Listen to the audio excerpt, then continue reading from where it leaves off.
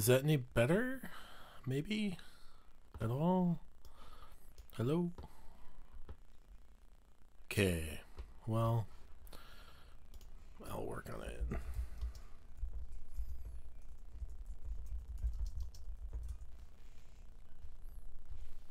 Is that a yes, it's better, or yes, you can't hear anything?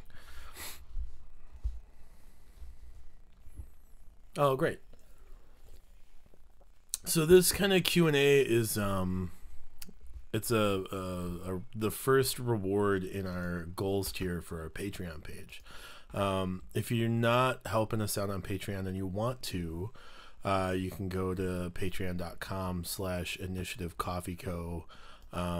Mostly that's stuff about the local games we run. Instead of doing like a table fee, there's like a membership kind of program that lets us kind of fund those without having to worry about, I guess, all of the intricacies of taking money on site.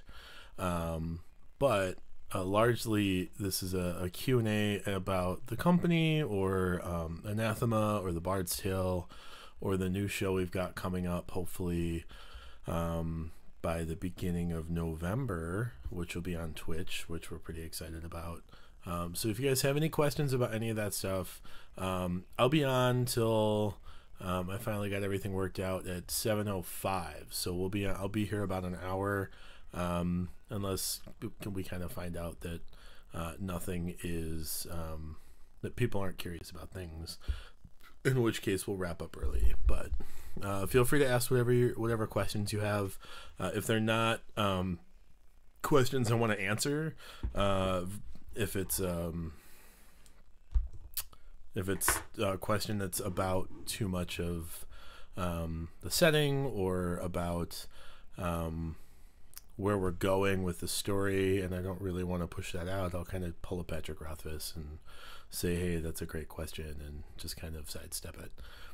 But feel free to ask whatever questions you have.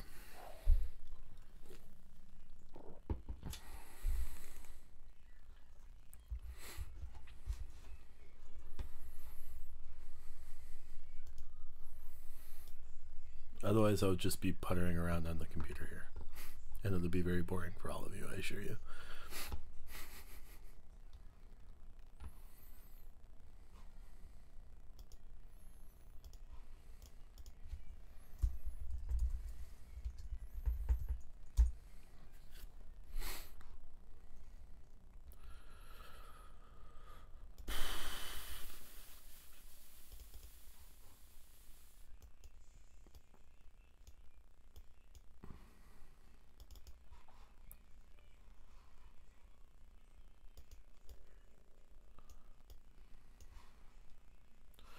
I guess in terms of a few kind of offered announcements,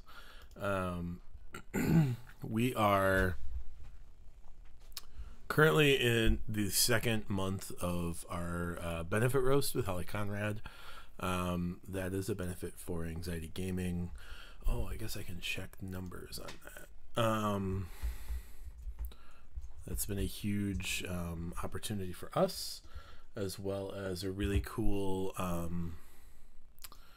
it's brought in a lot of attention to our site, and it's also been really made me feel really good about the company and what we're doing. So last month we sent like $261, I think, and then I'm checking the numbers this month to see how many bags we sold in September. So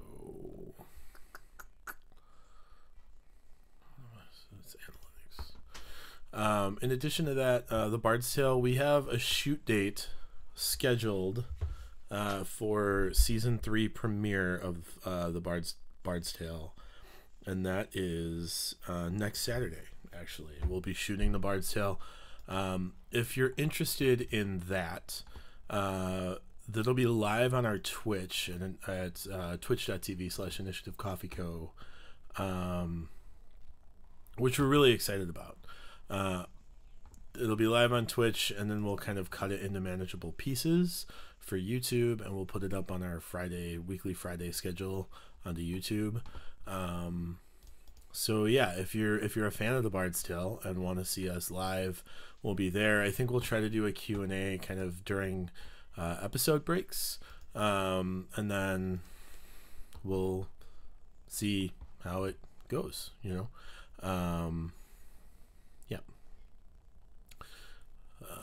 Let's see, do we have any questions? We don't yet. Okay. That's the Bard's Tale.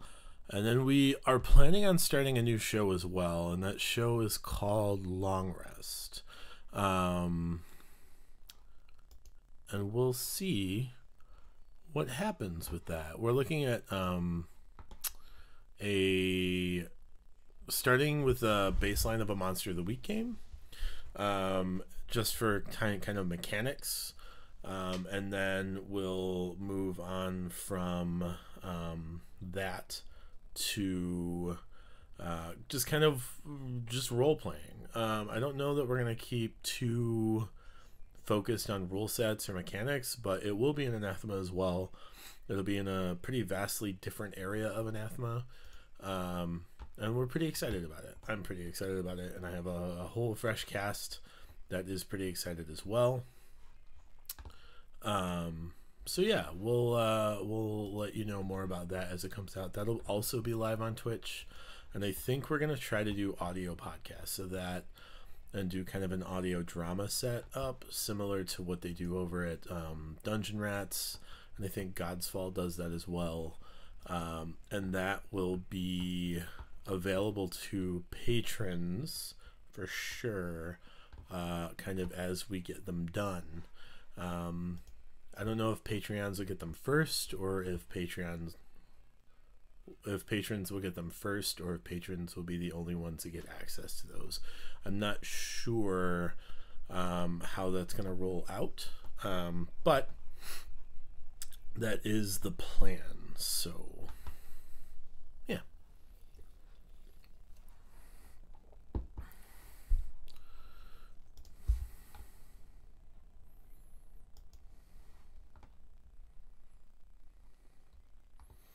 So we sold 18 bags of Snickety Snicks last month.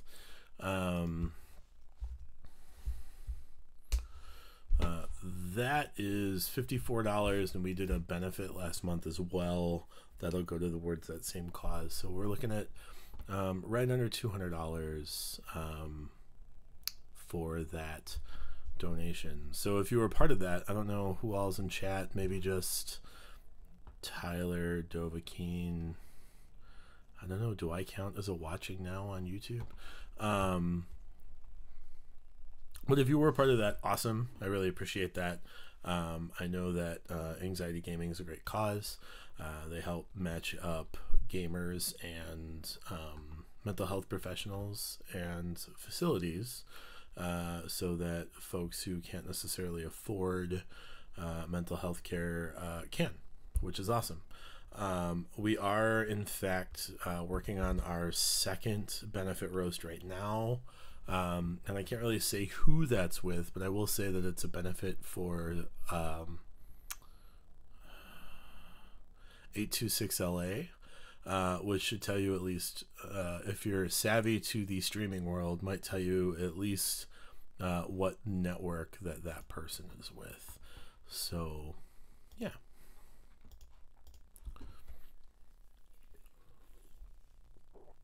I do hope you guys have been enjoying Rise and Roll. That's kind of been a pet project that Bill and I have been thinking about for probably the better part of a year, and we love it. It's enjoyable to us.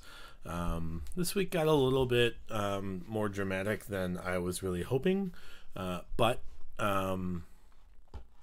it was an issue that is facing the community that Bill and I are a part of in kind of a couple of different ways. And so we figured we probably had to have some kind of, we had to address it and then I guess hopefully move on. Yeah. Do any of you guys have any questions? about the setting or the company or the programming?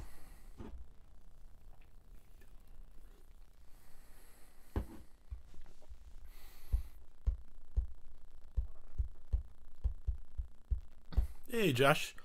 Um, if you are not following Josh Boykin, you should be. Um, huh. Yeah, I don't know what that's about, Josh. If anybody else is having a mono issue rather than a stereo issue, let me know and I'll try to address it. But I don't know that I have the know-how and facilities right now to do that on the fly. But Josh he runs I guess a whole platform called Intelligame. And Intelligame is a really, oh, that's fine. We're not, we're just doing a Q&A. We met our first Patreon goal of $70 a month this month. So we're going to do, I have to check the goal and see if this is a weekly stream or a monthly stream.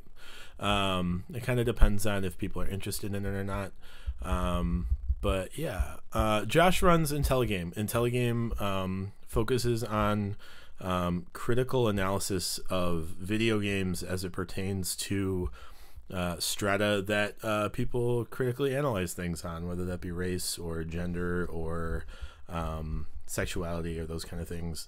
And it is important, is the most apt adjective I can use, and I think it's a really cool program he's got. He's doing some podcasting. He streams a couple times a week. Josh, help me out with that. But yeah, if anybody has any questions about the programming, shoot those in. Yeah, Tyler, that's, I guess, one of those things that, like, even when bad things happen, you kind of have to touch on them. And there's a lot of sides to that story, and I think, unfortunately, we have friends that are on the wrong one. But that's, sometimes you just have friends who make the wrong decision, I guess.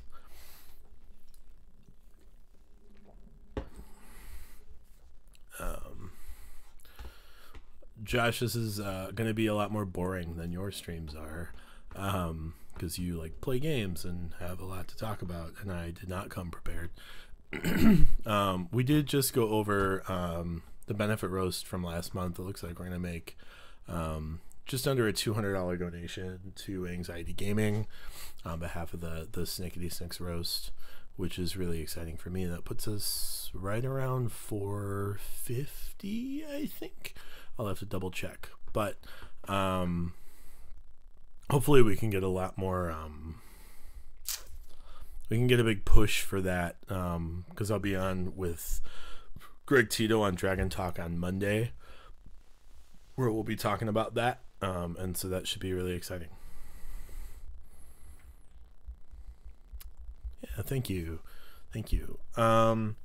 So yeah, Josh, I don't know if you've had time. I mean, you're pretty busy as it is, but we do that Bard's Tale show, and so that's kind of, I guess, probably what we do. That, and we do weekly tabletop meetups, and so I think that's where some of the financial backing,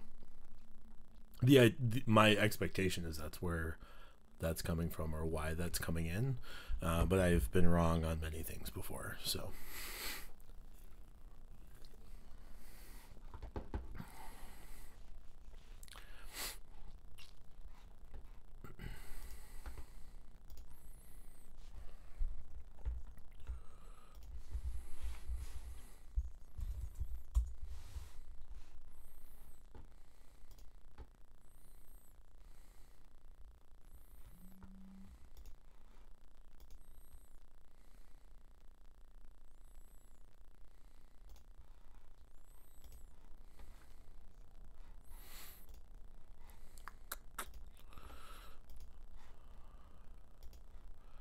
just gonna throw up a post on Facebook here.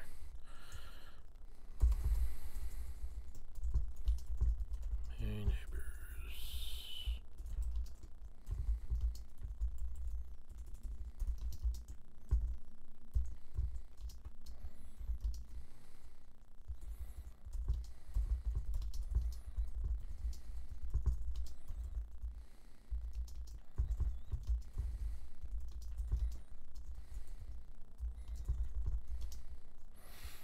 Bard's Tale, coffee.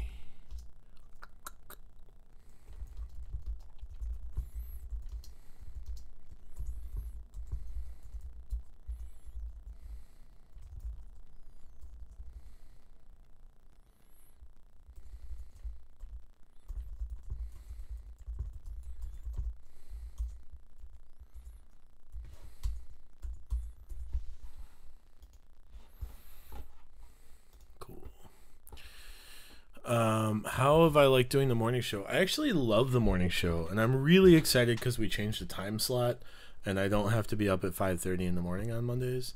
I for a day job, I'm a substitute teacher, and so it means that I can't really pick up full days on Mondays because of it. But I think on the back end, it's going to come through. We're starting to get a little bit of traction in terms of Twitch viewers on the morning show. And it's nice to explore the topics we're going through in a way that is not just, I guess masturbation is like the best like analogy I can give to it. It really feels like, and maybe it still is, but it feels like it's, a platform to go over these topics in ways that are hopefully helpful to people. I hope that we can go a week without drama in the tabletop community, so we can just talk about fun, dumb things like monsters and classes and stuff. But unfortunately, the last couple of weeks have been a little bit fraught, I guess. So that's the way that kind of goes, I suppose. But no, I've really enjoyed it, and Bill is a really good guy to work with. It's nice because at some point we'll have to do a lot more planning for the show, but right now we're still in a position where like we came up with, I don't know, 30 or 40 topics. It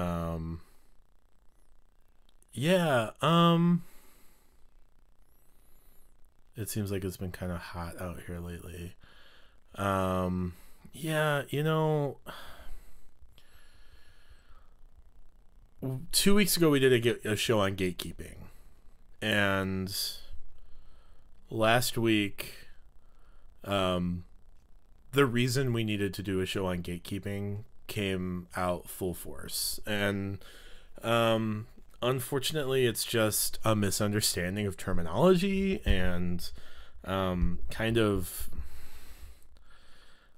I don't know. I know that you and I have talked about this in the past, about Roll20's mission statements, right? And its focus on diversity and inclusion.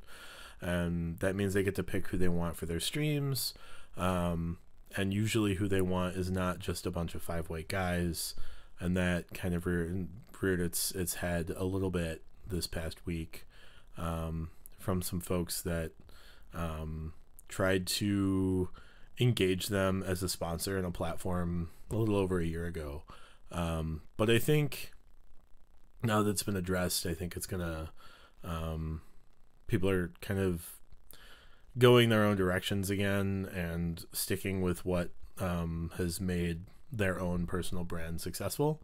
And by and large, that's not drama, with the exception of very few that are kind of begrudged by everyone, which I don't really care to give credence to or airtime to be honest. But yeah, I think things are gonna hopefully settle down a little bit.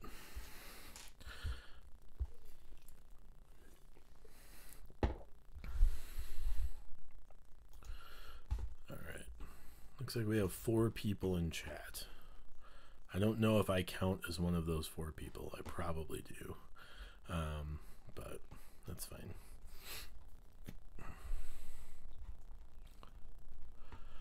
Um, morning show. Yeah, I don't know that I did. I'm glad you felt comfortable addressing the situation. I was kind of, I wasn't blindsided because I knew that Bill would probably bring it up this week, and I think it's probably important to address and kind of move past. But ultimately, I just want to focus on the great things that tabletop gaming has to offer, communities and community growth and individual growth, and just really focus on all of that opportunity for folks to get together and have conversations. So, with luck, that will be the topic of not this next week because we're taking a week off for Columbus Day, but the following week. And instead we'll actually be on Dragon Talk with Greg Tito this week, which I'm really excited about. So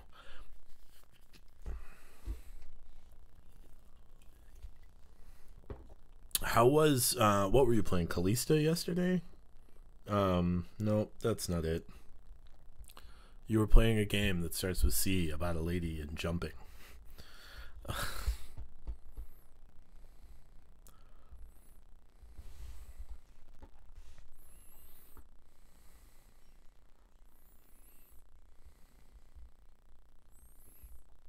Awesome.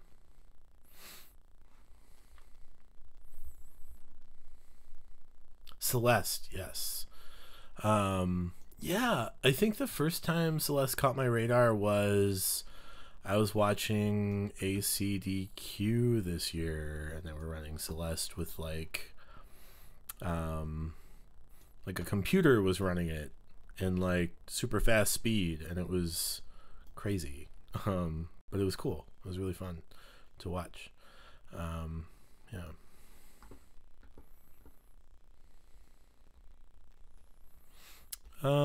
I have faith that the people who want to chat will chat, and that if they aren't asking questions, it's because they either aren't comfortable with it yet or don't have questions at the moment, and that you are not running over anyone, and that they will speak up when they're ready and able.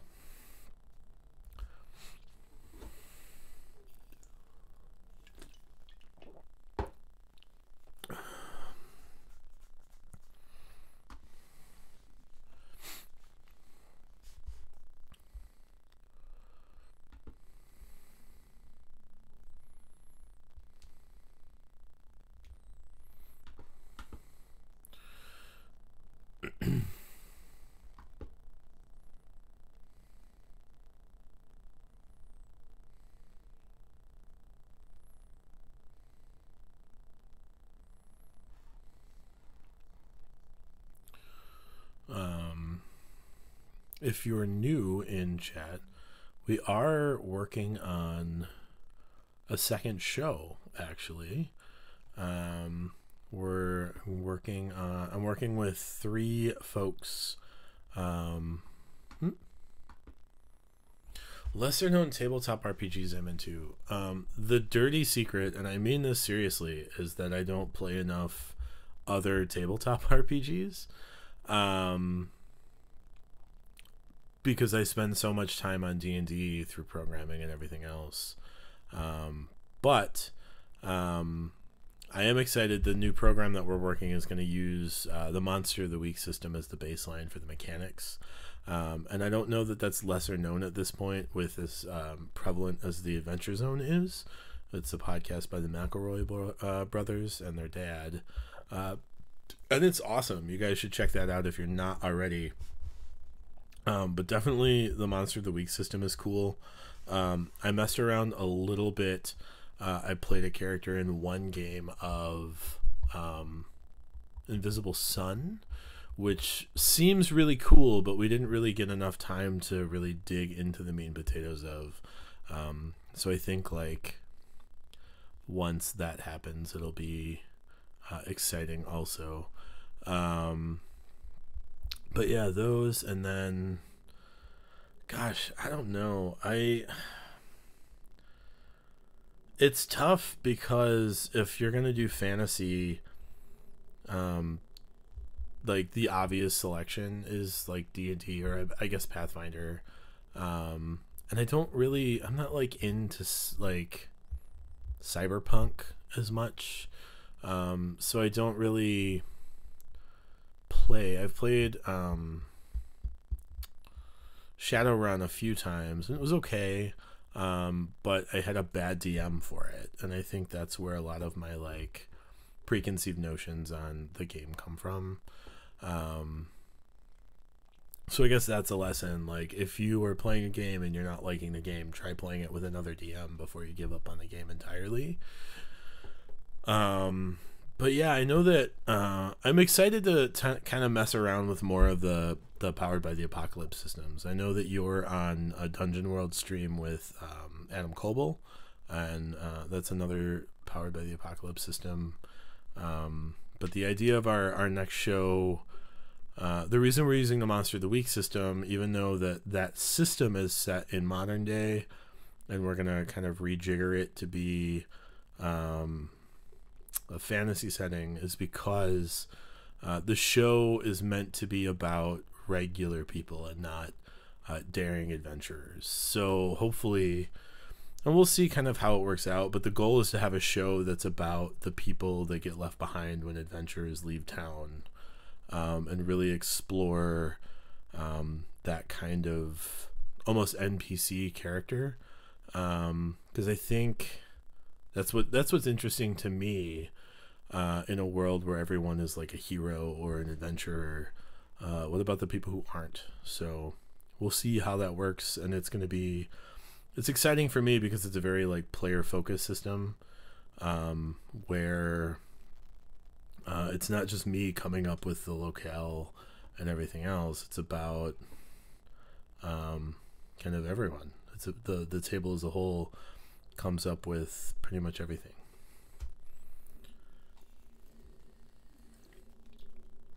Yeah, thank you. I'm excited too. That was actually the show when I was talking to you a little while ago. That's a show I was going to see if you were interested in, but I think we're going to shoot it in studio. We're thinking about doing like a Roll20 or a Patreon, or like even a Google Hangouts for it, but I think it's just going to be better served with all of us at a table, and then we'll look at kind of digital interface streaming a little bit down the road. Yeah, and I think the goal is to have that show pilot about the same time as season 3 of The Bard's Tale, which will go up at the end of this month or beginning of next month. I know we have a shoot date for The Bard's Tale next Saturday, and that is it's live on Twitch, and then after we put it on Twitch, we'll kind of cut it into manageable episodes, and then it'll go to YouTube, kind of an hour at a time instead of that big 3 to 4 hour chunk that we'll record. We'll try to do some Q&A in between during like session breaks and stuff, but we'll kind of see how it goes. But yeah, I'm excited for it, so we'll see.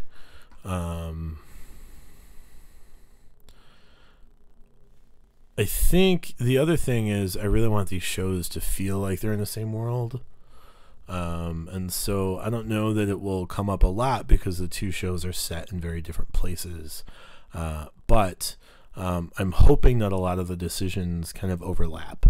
I guess the other thing is, if you subscribe to our Patreon at I think it's just at the $1 tier. Let me double check. It's either at the $1 or $5 tier. You get to make an NPC, and that NPC becomes a living, breathing part of the world, which I think when we started the company and started the programming, one of the big focuses I wanted to make was that this was about a community, and it wasn't just about me putting on a show with my friends and having people kind of watch it, but it was about everyone coming together in the community of both the players and the audience, and really developing one coherent and cogent setting.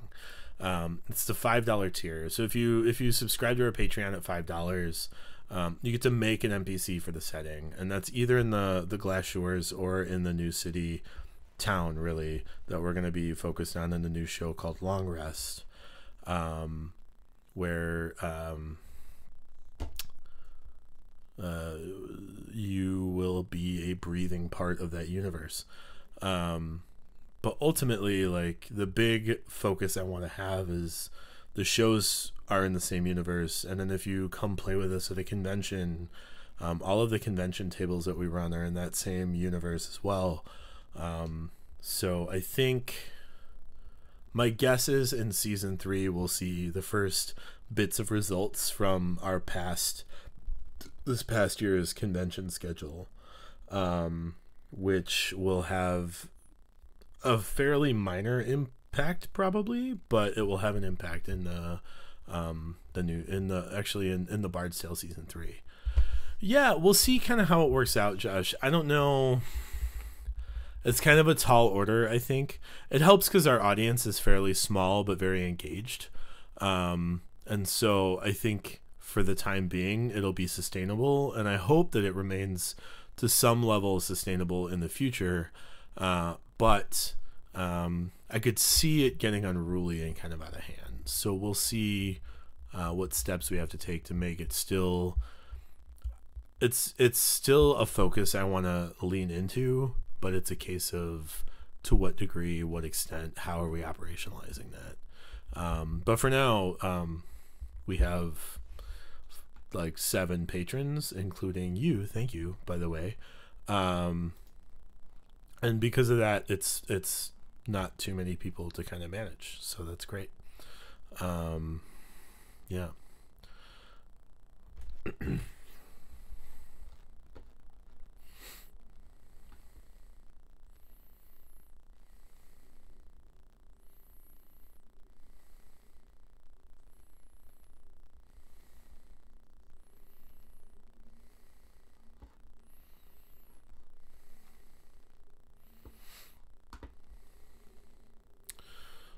I haven't done a ton of this streaming, that is, and it's very awkward. I don't know how you and other people do it so successfully, but I don't know. Here's one thing we'll do maybe. So I've been working with this software, this browser software called Incarnate, and Incarnate is really cool because it allows you to make maps in a very intuitive way. And so the maps that I've had in the past have been just like Microsoft Publisher, which is not the best. But let's see, I think it's display capture, right?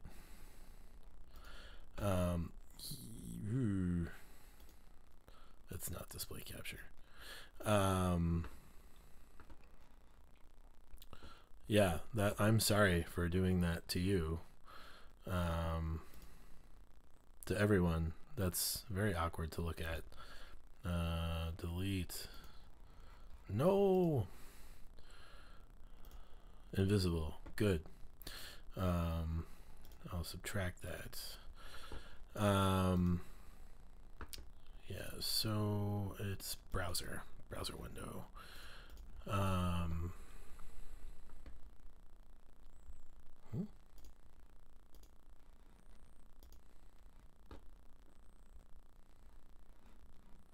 Is it not browser either?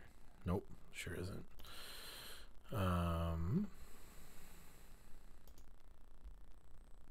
Gosh, I've done this before. Hold on.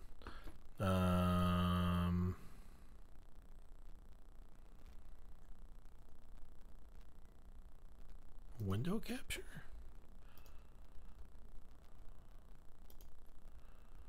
Is this one it?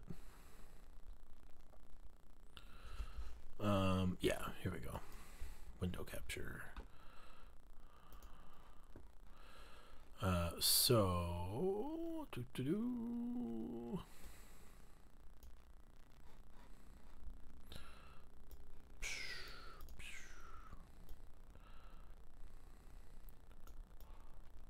So Incarnate's really cool because it gives you some software to make really rich maps for whatever setting you're working with. And I think maybe we'll explore that a little bit while we're here together, mostly because I need to make some maps. So that's not the best. What if I make the window bigger? Does that make the window cap bigger? I don't know. Here we go. We'll just do this. Cool. So Incarnate's really cool. So we have I'm going to open up one of the maps I've been working on. It's a regional map, and it's very sparse for good reason. And we'll go into that in a second as soon as it loads. What a drag.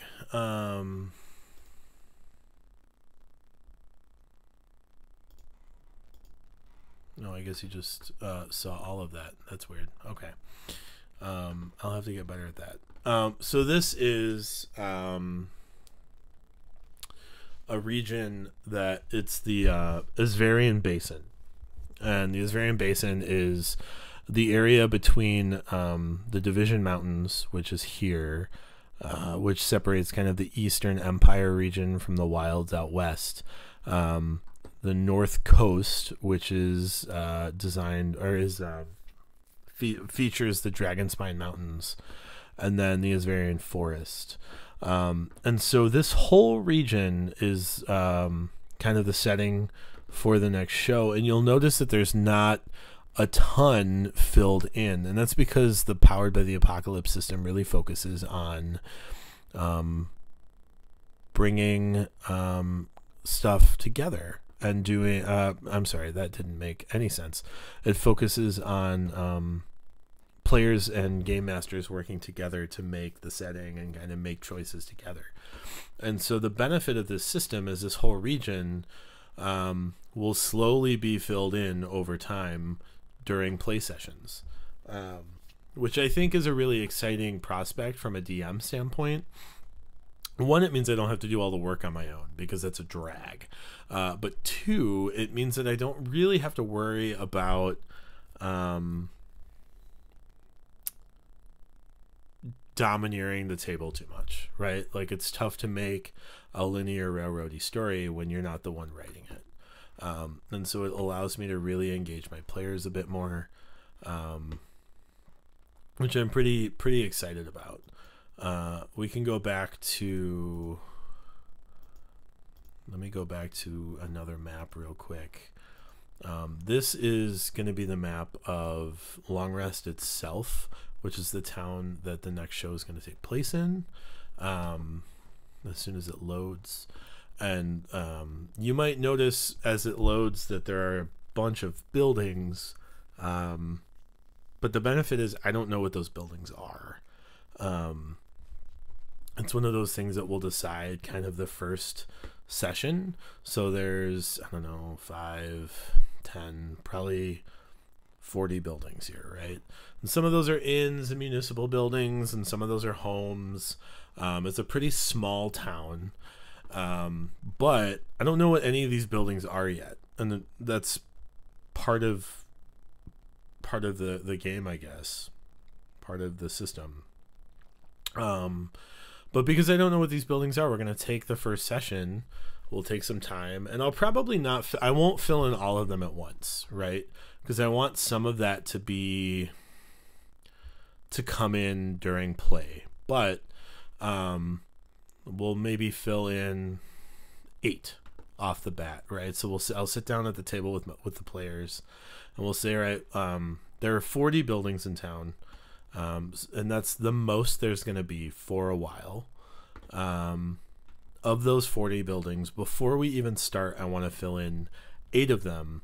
So let's talk about what this town is known for, right? Is it what brings people to this town? Is it talents in forging? Is it a big fishing town? Is it a big are there magic items here?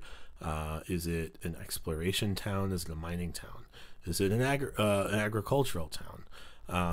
Or do they breed horses here? What's the deal? What makes this town interesting? And then we'll go through, and that'll be, you know, if it's a mining town, or if it's a forging town, the blacksmith is going to be pretty top notch, and everything else will kind of be built around that, right? If it's a big carpentry town, the wood shop is going to be the best wood shop in the land, and then everything else will be built around that. But we'll only start with 4, probably 8 buildings, right? Well, is there an inn? Yeah, the inn is, we'll say, here. Is there some kind of municipal building, or do they just use the inn? If there is one, maybe the municipal building is up here or down here or here, right? Who knows? But that allows me to really engage the players and see kind of what kind of story they want to tell. And then as we play, with the players knowing that there's only a limited number of buildings, we can go through and say, hey, we really need a wheelwright, right? Whatever. And I'll say, all right, well, is there a wheelwright in town? And they'll say, yes, it's this building here. And we'll come up with a whole character background for that character. Or they'll say no, and they'll have to figure out how to get to Claw's Reach for a wheelwright. So hopefully this ends up being engaging, not just for the players, but for the folks watching, who are interested in kind of a more narrative game than the mechanical, clunky nature of Dungeons and Dragons. And I will say that 5th edition is much better than older editions at that, but it's still a fairly clunky game.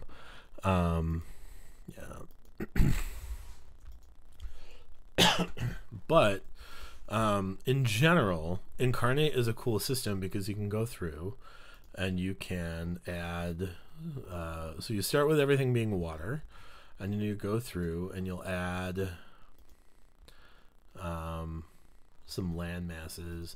You get a little bit of scale here, so you can kind of draw land masses in.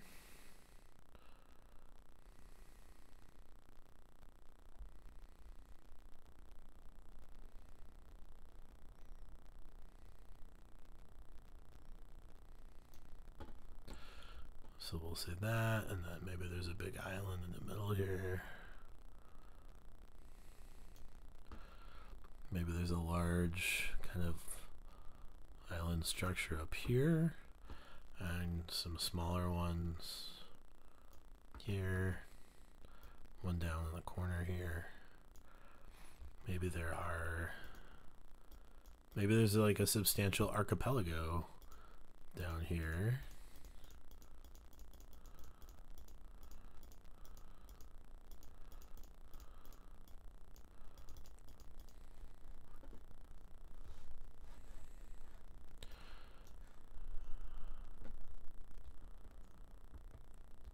Oh, cool. Thanks for opening the tab, DJ.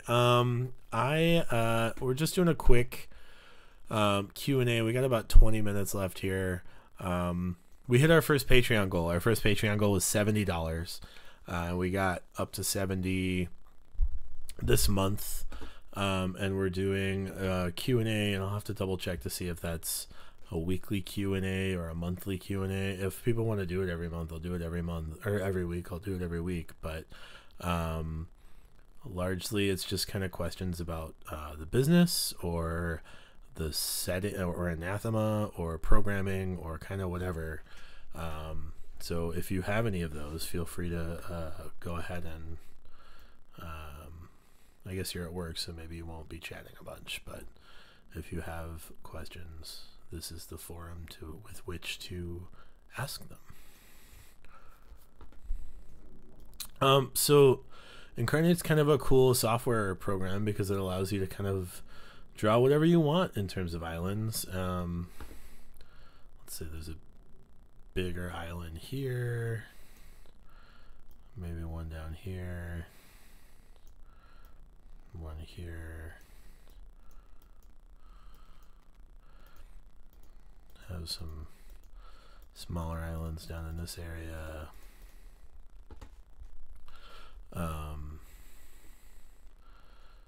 Maybe there's a series of islands over here that are kind of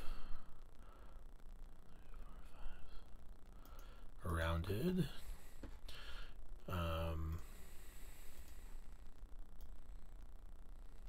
And then it'll let you just go ahead and fill those in. So there's that. Fill in this bigger island up here.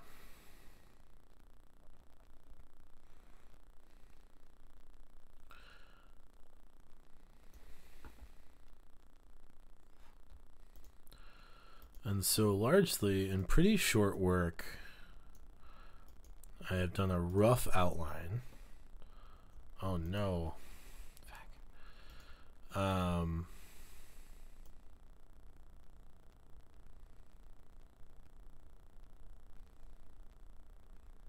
So that is an issue with my mouse, not with Incarnate.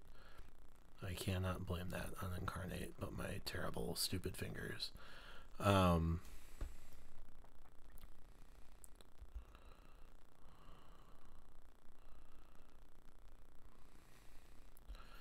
But in pretty short order, it allows us to do what is a rough, admittedly, kind of function that is kind of what the Glass Shores looks like. So if you are familiar with, if you watch our show, Commonwealth is on pretty much this island here. And then Batten is on this longer island here. There's some more kind of towns and stuff down up here that's part of the colonies. Yeah, I like this more than I thought I would, actually. I thought it was gonna be too, like, I don't know. I guess I was just being like arrogant and like stuck into my orienteering style maps. But I ended up enjoying this a lot more than I expected I would, because I think I just thought it wasn't robust enough, which is a silly thing to think about any program in its beta, because it's never going to be robust enough. You know what I mean? Like, it's never going to be what you want it to be in a beta, because there's still a lot of work to do, you know? And so the other cool thing is once you add land, you can go through and take into account textures. So there are, I thought there were more. Is it only going to give me a few? Brush textures. Nope. Am I not logged in? No, I'm logged in. I don't know. But you can go through and just add in greenery. And the cool thing is, if you haven't added land there, this brush texture isn't going to fill in that area. So it's just going to fill in where land exists. And you can go through and kind of like green it up, right? And you can kind of do all your land spaces and get a base color, which is cool. And then after you do this a bunch, because you made a big map, a little bit more and the islands, then you can go in and add extra textures, right? So if the land has been kind of deforested for a town and it's more of like a wheat field color, you can add that in. If there is a beach area, for instance, that doesn't have that greenness to it, you can go through and you can do like a beach area, And the cool thing is that you have a softness tool. So it's actually, if you don't suck and set it right, you'll actually be able to have a nice soft blend from one color to another without a ton of work involved. So if we go back to that white sand beach, it's aggressive now, but it kind of softens out. And I think that is when I decided that I liked this software, is when I could do a nice soft blend without almost no extra steps, right? After you do the general layout, you can go in and add patterns, which, for instance, like if you have a mountain range, it's too big, you can select it and delete it, and then you go to select, and then if you have kind of a mountain range up here, maybe this is a mountainous region on the island, you just draw lines, and then it will fill in these mountains. Apparently the mountains will go off into the water, which is not how it was working the other day, but that I think is part of dealing with the beta software. But we can zoom in. Maybe that's too close, but we can go back to that mountain texture. And we can fill in these ranges, and then if we've gone too far, like we clearly have, we can just go to the select tool and just click and drag and then delete, and then just like that we have this cool like mountainous part of this island. And then maybe we want to do a slow decline from mountains to hills. And for whatever reason, I'm not getting all of the patterns there normally are. I'll have to look into that. But usually there's like high mountain, there's snow-peaked mountains, these mountains, low mountains, and then like kind of Piedmont and foothills. We'll zoom out a little bit. And then some of the other patterns are like tree patterns, right? So the Glass Shores is largely a forested area, so there is a forest that's larger than 26% scale, kind of taking up most of this region. And we can fill this in. If you have been following the Bard's Tale, I guess I'll go over a few landmarks that you may have seen. The Pirate Haven is kind of on this cape here. Commonwealth is here. Batten's on this island. But that is, I think maybe that's, the Centaur Island is here. But that might be kind of all that we've really gone over. I guess we haven't gone in depth into the Bard's Tale very much. That's something, maybe that's been waiting for season 3. So we'll see kind of this season how far we reach. I know that the season's going to start very insulated into Commonwealth, and you'll see why from the jump on season 3. But yeah, you can add these forest areas, and then I'll do a little bit more of that later, I guess. And then you can add objects as well, and objects are cool because they aren't patterns, they're just single objects. So if we want to do like a city, right, we can find the city icon. That's too big, but like Commonwealth lies here, and then we can add text for that, and we can go text, we'll do mail Commonwealth, and then We can make it larger because it's like a big deal, but not so large it's overwhelming. And then we can just kind of move it right there. Right. And so this ends up being a really robust software. Like I said, I'm not sure where all of the other features went. This is like a third of the objects that are in the pro version. Oh, you know what? I think I started this map in basic instead of the pro settings. But this is kind of what we're looking at. So maybe we want to put this village here. Maybe we want to put Batten in, right? So Batten is there, and we'll zoom in to that area. We'll add some trees. We'll make it a little bit larger because, as we know, Batten is a timber town. So this island has to be forested, otherwise Batten would go bankrupt and everyone would be sad.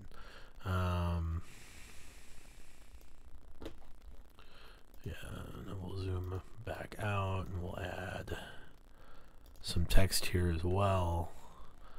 And we'll do that same mail and we'll go Batten. Oh, shoot. And we'll make that smaller in size because it's smaller than Commonwealth. Lowly Batten. Right? And so this is kind of a limited scope of the features that are offered by this really cool and interesting software. I think there's a free version of it that gives you access to the stuff that's here. And then I think for either $5 a month or for $25 for the year, big savings for going for the whole year, you can get the upgraded version, which, just to verify, so we'll create a Pro HD 2x map, and we'll just plop down some lands here.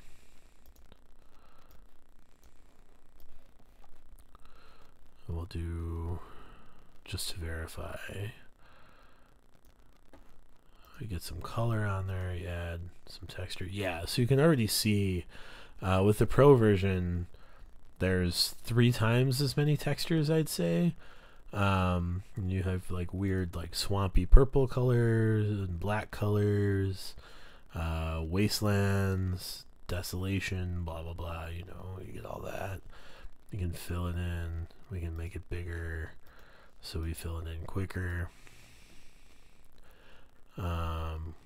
Color.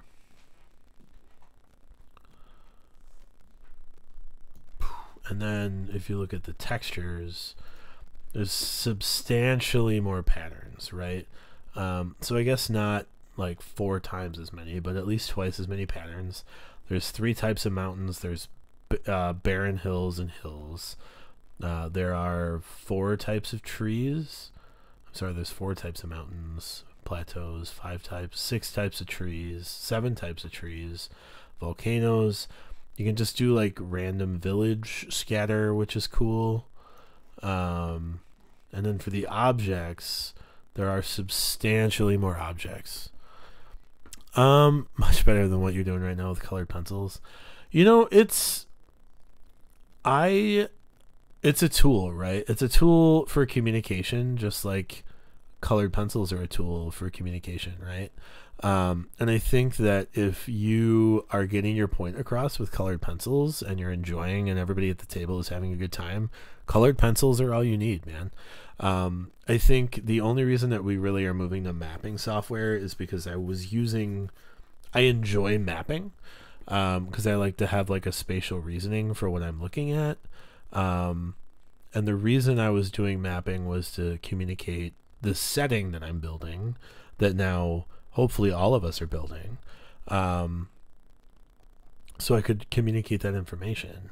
And this is just a more robust tool than other tools. So you can go ahead and like plug in for a whole like city kind of thing. There are just features that might be on a map. There's some like compass roses. There's some anchors, campfires. Every map needs a compass rose. That's what one of the 4 defining characteristics of a map. Compass rose, title, scale, and something. I don't remember the 4th one. They've got walls. They've got rivers, waterfalls, bridges. So this is Incarnate, and it's a really cool. I like it as a beta. I really like it as a beta. I hope that they get more robust with it, because there are a few things I would like to see that I don't think it's quite there yet, right? So one of those things is these pattern textures. You can do like farm textures, right? And that's really cool. But if I want to really go in and focus on building like a local town map, I don't want random buildings. I want to be specific in which building I use.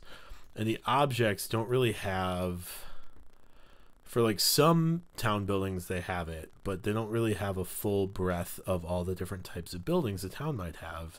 And what I would like to see them do is take the assets from like the pattern, like the texture patterns, the pattern textures, and make them into objects as well. So if I want to have a whole town where all the houses look like this, I want to be able to just like choose that as an object and then place them one at a time, and do that. Right now that's not really an option. Additionally, I would like to see some more, and I'm sure that you can do it now with the different paintbrush fills, but it would be nice to see a more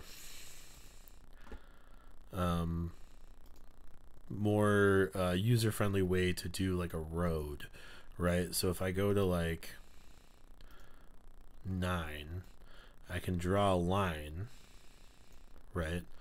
But I don't know that yeah, maybe that's a road, but I'm not satisfied with that as a road, right? And so I think like that's one of the weaknesses. But altogether, I think this is a really cool kind of program that lets you do a lot of neat things that maybe you would be intimidated to do elsewise, right? I think I'm going to try to do a full map for the Glass Shores. I have one on Publisher, but it's not good. So I'm going to try to do a Glass Shores map. The interesting thing about maps in fantasy settings is people don't often have them. And so like the fact that there hasn't been a map yet, I don't think is a problem. Largely it's an unexplored continent from our heroes, right? So that's part of why it's okay to not have one. But also maps are expensive and cartographers are expensive, and in kind of the late fantasy, in the late medieval era that most fantasy is set in, people wouldn't have access to a map. You know, maps are pretty rare. Keeping in mind that the printing press was 1400, and that was mostly done for the Bible almost exclusively for a long time. So I think that's one thing to keep in mind. But yeah, that is Incarnate, and I hope that you have enjoyed it a bit. We are coming up on the 1 hour mark, so I think we're gonna wrap soon. But I do want to go over a couple of things briefly. One is coffee programming, right? So we are still doing Snickety Snooks as a benefit roast for Anxiety Gaming. That is a partnership with Holly Conrad of Dice Camera Action. She's also the DM for the Birdcage, Trapped in the Birdcage on D&D's Twitch stream. She's a cosplayer. She's a streamer. She's an all-around cool person. So Holly, the way that we do our benefit roast is we find a partner we want to work with, and then from there we focus on organizations that they are excited about. And so she was excited about Anxiety Gaming. Anxiety Gaming does some really interesting, exciting, important work for people in need of mental health facilities and practitioners. So they match up gamers with practitioners and facilities, and they cover the cost of treatment. It costs $30 per week per person for treatment. In the month of, what was that month? August, we raised $261. That was the first month we did it. This month we raised just under $200, I think. Yeah. And so we're getting close to a $500 mark, and I'm really proud of that, and I'm really excited about that. We're also talking to our second partner for the it's called the Help Action Coffee Program, who I can't name by name, but the organization is 826LA, which should give you maybe a clue if you're in the streaming space as to what the network is. So that's some of the coffee programming. We're also always selling our light roast Fulgurite, themed after the Bard's Tale, and then our improved initiative, the House Blend. That's a medium roast. Those are both South American blends. In terms of web programming, make sure you catch us on Mondays. We won't be there this week because of Columbus Day, because we shoot in a high school studio. But check us out for Rise and Roll. I'm really excited about that program. It allows us to kind of talk about topics, table topics, copyright pending. Talk about topics that are important to the tabletop community, or if not the tabletop community, then other folks, tabletop and LARP, or even video gaming to some degree. But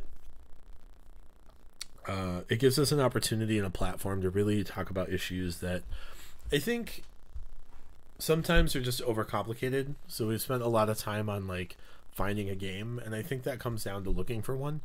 But also some other, bigger issue topics. Gatekeeping came up a couple weeks ago. We dealt with some drama last week. We've talked about 3 weeks ago. We talked about scaling monsters, which is something I do all the time in the Bard's Tale. I don't think anything that they've encountered in the Bard's Tale came straight out of any book. So that's a fun show that we get to do. We also get to feature some neat Kickstarters coming up.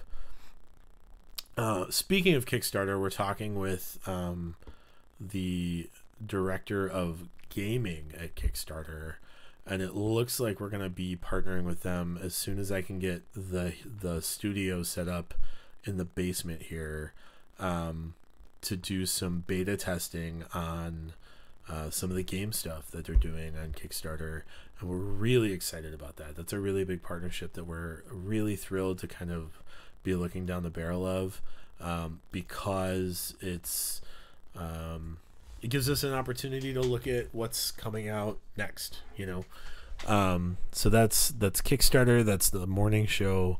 We're also looking at doing what am I saying? Hold on. Bard's Tale Season 3. What happened to Vesper the Furbolg, though? Vesper the Furbolg is still around in Commonwealth.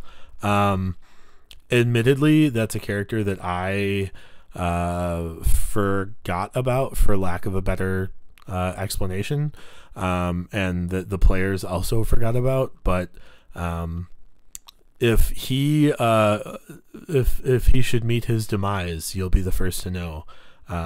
But so far he's still around and kicking. I expect that at some point he'll probably I'm peeking, sorry. I expect at some point he'll probably go off to the shrub people, the bush people, and will help them with their tree issue, their big tree issue, and then have his own motivations, like all characters that exist in Worlds do. Yeah, so season 2 of The Bard's Tale, if you haven't finished it, left off with kind of an exciting cliffhanger, I think. But season 3, we're shooting the first few episodes of season 3 next Saturday. It'll be live on our Twitch, but we'll cut it up and post it to our YouTube on that regular Friday schedule. We're hoping to get through 3 episodes Saturday, I think. So we'll see what happens there, right? But season 3 will be coming up soon.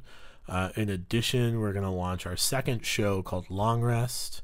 If that's the Jeff I think it is in chat, he'll be joining us for that, along with my friends Phil and Heather, probably. Heather was on season 2 of D&D with high school students at Bill Allen World, and she'll be joining us for that show. So that'll be exciting. It'll be a whole different format, and hopefully way more narrative. Other programming. I don't have a lot of other programming. We'll start using the Twitch more. And I don't know that we're going to have like a streaming schedule per se, but I will definitely be focused on trying to interact with the community more. And so I think over the next few weeks, if I can get the internet to stop being a wad in the basement, basically is what it comes down to.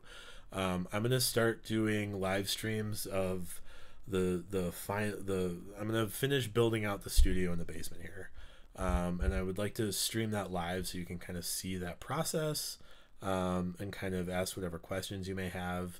And if you don't have questions, you can just see it, right? Or not. It's fine. You don't have to watch it. But hopefully that'll be the first steps to kind of engaging the community more and being more visual and vocal and being around. In addition to that, I think we might start doing some game streams as well. But I really want to focus on staying true to the brand. So if we're going to do game streams, it's probably going to be RPGs. It'll probably be focused on like fantasy settings. And I think the first few I'm going to go through is probably just story mode on the classic D&D games. So Baldur's Gate 2, Neverwinter Nights. What else is there? Icewind Dale, Planescape Torment. Maybe we'll get into Sword Coast Legends. I did just pick up the Pathfinder game, which is related, so maybe we'll do that. And then after we exhaust kind of those, I don't know, maybe we'll look at Neverwinter. I played that for a little bit, the MMO. We might look at that again, or maybe not. I might go and revisit some games that I didn't give enough credit to. I know that Josh at IntelliGame's favorite game is favorite Final Fantasy game is Final Fantasy 12, which I did not like, but I wasn't looking at it through the same eyes he was at the time, and I'd be interested in experiencing that game for the story rather than the mechanics. Maybe we'll revisit that. Maybe the same thing for Final Fantasy 15. Maybe we'll look at some of that, the Final Fantasy MMOs. I don't know. It kind of depends on what everybody's looking to see played, and what I kind of can get access to relatively cheaply. Other than that, I think, gosh, if you have ideas for programming, I'm always open to listen.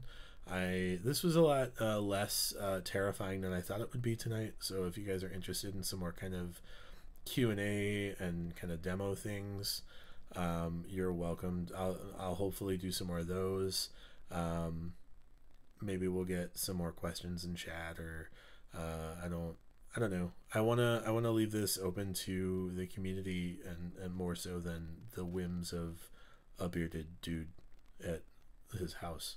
So I guess that's a very long-winded way of saying I hope you guys have a good night. We're gonna wrap up here.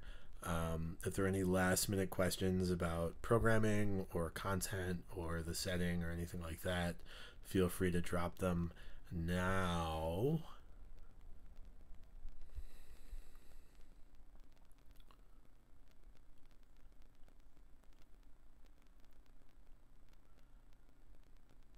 Oh, there's a longer delay than I thought there was.